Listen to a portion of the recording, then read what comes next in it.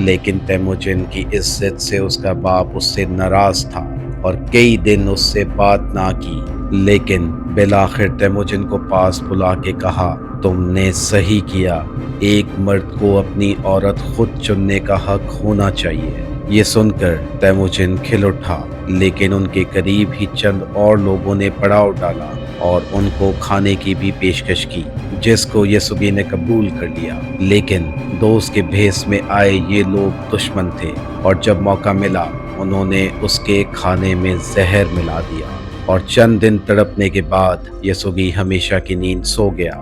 یسوگی کے مرنے کے بعد اس کے قبیلے تائچیو نے تیموجن اور اس کی ماں کو قبیلے سے نکال دیا۔